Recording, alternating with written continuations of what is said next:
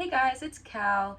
Today I'm going to be talking about borderline personality disorder and the 9 symptoms. We're also going to be talking about the 4 subtypes of borderline personality disorder. So the DSM-5 is a diagnostic statistical manual for mental disorders. It's basically what psychiatrists use to diagnose mental disorders and borderline personality disorder. So we're going to go through those 9 symptoms. You have to have 5 out of the 9 for a doctor to diagnose you. And I do want to put a little disclaimer. Always try and talk to a doctor if you can. If you have the resources, talk to a doctor, get the diagnosis, get help, get therapy. Please try not to self-diagnose as much as you can. I understand some people have no resources and it's better for them to understand what they have so they can kind of do some free resources. That's completely okay, but if you have the resources, please just go get a diagnosis. Don't self-diagnose. In the DSM-5, borderline personality disorder, or BPD, is noted as a pervasive pattern of instability of interpersonal relationships, self-image and effects, and marked impulsivity beginning by early adulthood. So that's basically kind of what the general statement of BPD is. And now we're going to go into the 9 symptoms. So the first symptom is your frantic efforts to avoid abandonment. This can be real, this can be imagined, and it can look very different depending on person to person. So for some people, they may be very passive aggressive, others may be just aggressive. We may be pushing them away. There's a lot of different ways that this can be seen from borderline personality disorder, but this is your fear of abandonment. This is what we talk about all the time, your fear of rejection, of failure, and it's often in your interpersonal relationships, but it can also be from anything, from the world, from your job, from anything. The second one is a pattern of unstable and intense interpersonal relationships, and this is where your favorite person kind of comes into play, which we'll talk about. But I do want to talk about the splitting. So in the DSM-5, it talks about how we devaluize and idolize people and in our interpersonal relationships. And this is called splitting. It's basically your black and white thinking. You're all good, all bad, all or nothing type thinking. And it doesn't necessarily have to be with your interpersonal relationships either. It can be with media or news articles. One news media may be all right and another one may be all wrong. So this is also your favorite person, which we're going to talk about. This person is someone that we are very unhealthily attached to. It can definitely be a healthy attachment with the work and the DBT skills and the communication. It can definitely become something that is healthy, but this is a very unhealthy attachment almost all the time. We look to this person for pretty much everything: reassurance, safety, our basic needs, taking care of us, that kind of thing. I plan on doing a whole favorite person video, so I'm not gonna go too much into that anymore. We're gonna move on. Angle's a little bit different now. I had to switch cameras. Sorry. Anyways, so our third symptom is identity disturbance, and this is your shifting self-image or shifting goals, career paths, values, friend groups, all that kind of stuff. A lot of the times we kind of pick and pull from people and kind of build a personality and hobbies and interest off of that. A lot of the times we just change it often, like often things are just changing. We have all these different values, these different likes and hobbies and interests all the time. We're changing our hair constantly or changing our personality constantly. That's kind of what this kind of goes into for that symptom. The fourth symptom is impulsivity in at least 2 areas that are self-damaging.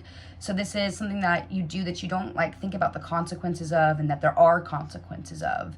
So this can be like binge eating, risky driving, reckless driving, all that kind of stuff like that. Spending a lot of money, substance abuse, that kind of all falls into this symptom right here.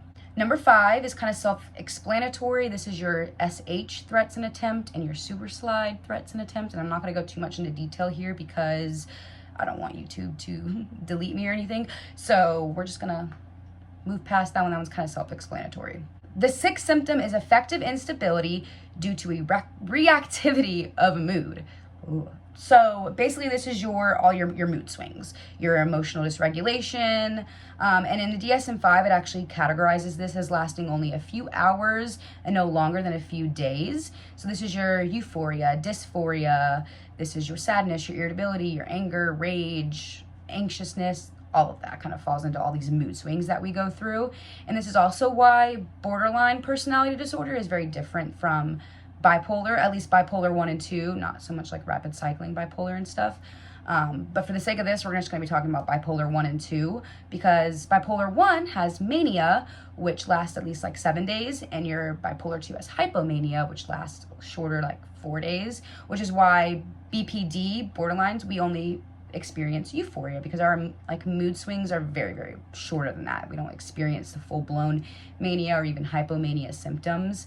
We're just kind of feeling like godlike and on top of the world, like nothing can go wrong type of vibe. The 7th symptom is chronic feelings of emptiness. This is that empty feeling, that no sense of worth in yourself or the world. Is just very empty and numb feeling. That one's kind of self-explanatory too, but it does get its whole own symptom in the DSM-5, because it is a very big feeling that borderline personality disorder people can feel. The 8th symptom is inappropriate anger and your inability to control your anger. So this is where your BPD episodes and your BPD rage comes from. For BPD rage, it can look like screaming, crying, throwing things, hitting, like a tantrum kind of. A lot of the times too, we say a lot of mean things and things that we don't mean. A lot of the times we're in the back of our head saying, stop saying that, stop screaming, stop being mean. But it's like we're in this glass box and we can't really get ourselves to stop. We're just kind of blurting things out. And afterwards we feel so guilty and so bad about raging that way and acting that way. And that guilt afterwards really eats us alive, and we beat ourselves up a lot over it. And that's kind of what that symptom is. It's inappropriate. It's, you know, an outburst. It's something that's not really called for. You blow it out of proportion pretty much. And the 9th symptom of borderline personality disorder, this is where your psychosis symptoms comes in. So this is your severe dissociative symptoms. A lot of times people with borderline personality disorder will dissociate, will be on autopilot and completely just out of reality and just kind of going through the motions of life. And this is also our paranoia. A lot of the times we get very, very paranoid about being rejected or abandoned or being failure, and we get very, very paranoid about it. We get these, and we actually believe it too. That's the thing. In that moment, it seems so, so real, and we get very, very paranoid thoughts and all of that. And it can lead to a lot of psychosis symptoms for BPD as well, not just other disorders. So that's the 9 symptoms in the DSM-5 for borderline personality disorder. And like I said, you have to have 5 out of the 9 to be diagnosed with borderline personality disorder or more. But now we're going to go through the 4 subtypes of BPD. Now, I do want to say that some of these things are called different things. Some people call them different names. And you don't have to have a subtype, or you can be multiple subtypes, or all of them, or none. I just wanted to put them in there because they're kind of cool to learn about. The first one is your impulsive borderline personality disorder. These people are very, very impulsive. They're very charismatic, energetic. They may be very engaging and motivating as well, but they're very, very impulsive, and they engage in like risky behaviors, aggressive behaviors, and that kind of thing. Your discouraged borderline personality disorder is the second one, or quiet BPD. There's a whole bunch of different names. This one's kind of a more internalized one. You can function very, very well in society. A lot of people with quiet BPD or discouraged BPD, they are very, very successful. They're perfectionist. They can keep a job pretty well and be kind of functioning in society okay. It's more so when they get alone or behind closed doors that they actually kind of show their traits and their symptoms of BPD. Self-destructive borderline personality disorder is a third one. This one's kind of self-explanatory. You engage in a lot of self-destructive behaviors. You're very bitter, you're very self-hatred, bitter towards the world, I mean, and like just very have self-hatred towards yourself. These people that are self-destructive, they might also feel very euphoric a lot of the time, and be very kind of energetic. And the last one that I wanted to talk about was petulant borderline personality disorder. This one is kind of more about the mood swings. They may be angry one minute and then sad the next, and then really, really happy the next, and then back to being anxious again.